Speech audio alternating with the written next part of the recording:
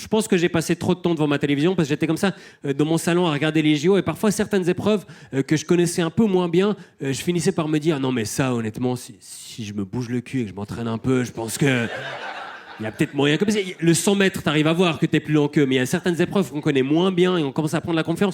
Et je pense que le CIO devrait prendre des mesures. Peut-être qu'on devrait mettre dans les épreuves quelqu'un comme moi qui a trop confiance pour qu'on voit la différence avec les athlètes olympiques. Et ça, ils ont décidé de le faire au final pour la breakdance féminine. Et ils ont mis une personne lambda au milieu et on a vu que c'était pas simple. On a vu qu'elle a pas mal galéré. Reagan, la breakeuse australienne, qui a tenté quelques trucs. Moi, ça m'a rappelé, vous savez, parfois en Suisse, à l'entretien d'embauche, on dit qu'on parle allemand. Et quelques temps plus tard, on est dans un rendez-vous avec un client germanophone et on est là, genau. Puis assez vite, on se retrouve à faire... Ce que je trouve fou, c'est que c'était la première fois qu'il y avait le breakdance aux Jeux Olympiques et c'est aussi la dernière fois qu'il y avait le breakdance aux Jeux Olympiques.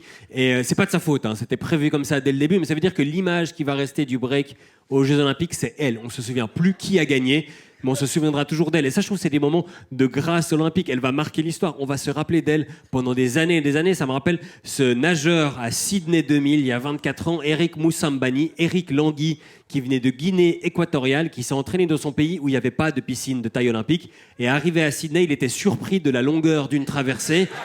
Et il a vraiment galéré à arriver jusqu'au bout et les gens sont mis à l'encourager et il est arrivé au bout. C'était un moment formidable parce qu'il a failli se noyer mais il a réussi à arriver au bout et les gens s'en souviennent encore et je pense qu'on va s'en souvenir d'elle aussi parce qu'elle a failli se noyer et il n'y avait pas d'eau. Donc c'est encore plus impressionnant.